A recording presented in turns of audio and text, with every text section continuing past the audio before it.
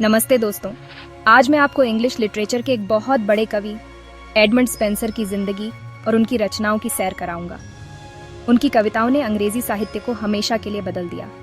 तो चलिए शुरू करते हैं। हमारी यात्रा शुरू होती है 1599 से के साथ। यहाँ जवान स्पेंसर ने पेट्रार्क के कुछ लेखों का अनुवाद किया था जॉन वैन डेरनूट के कहने पर। यह तो बस शुरुआत थी, आगे और भी बहुत कुछ होना था। 10 साल बाद 1598 में आई। हर महीने के लिए 12 भागों का ये संग्रह स्पेंसर को एक बड़े कवि के रूप में स्थापित करता है।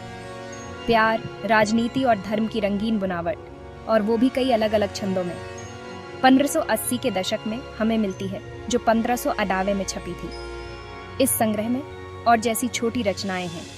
ये रचनाएं उस जमाने के समाज पर तंज कसती हैं। फिर 1590 में स्पेंसर ने अपनी सबसे बड़ी रचना के पहले 3 भाग दुनिया के सामने रखे। ये एक बहुत बड़ी कविता है जो एलिजाबेथन इंग्लैंड के आदर्शों और अच्छाइयों का गुणगान करती है। जो लोग ऐतिहासिक कहानियां पढ़ना पसंद करते हैं, उनके लिए तो ये पढ़ना ही चाहिए। 1591 में स्पेंसर ने लिखी, जो डगलस हॉवर्ड लेडी रिच की मौत पर लिखी गई एक उदास कविता है। ये भले ही दुखद है, पर यह दिखाती है कि स्पेंसर अपनी कविताओं में गहरी भावनाओं को कैसे पिरोते थे। फिर 1595 में स्पेंसर ने अपनी प्रेम कहानी के जरिए सबको बताई। कविताओं का एक ऐसा संग्रह है जो एलिजाबेथ बॉयल को पाने की उनकी कोशिशों को दिखाता है और उनकी शादी की खुशी में लिखी गई एक कविता है। ये रचनाएं प्यार और खुशी से भरी हुई हैं। 1592 तक स्पेंसर ने में 4, 5 और 6 भाग और जोड़ दिए, जिसमें नए योद्धा और नई चुनौतियां थीं। इसके बाद तो ये कविता हमेशा के लिए एक महान रचना बन गई। उसी साल उन्होंने लिखी, जो अर्ल ऑफ वॉर्सेस्टर की बेटियों की शादी पर लिखी गई एक कविता है।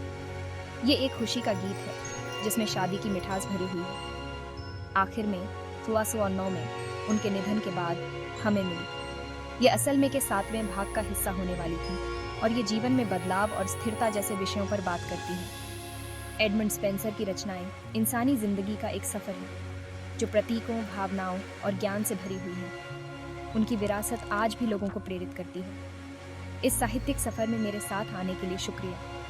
अगर आपको ये सफर पसंद आया तो लाइक, सब्सक्राइब करना ना भूलें और नीचे कमेंट में अपने विचार जरूर बताएं। अगली बार तक साहित्य की दुनिया को एक्सप्लोर करते रहें।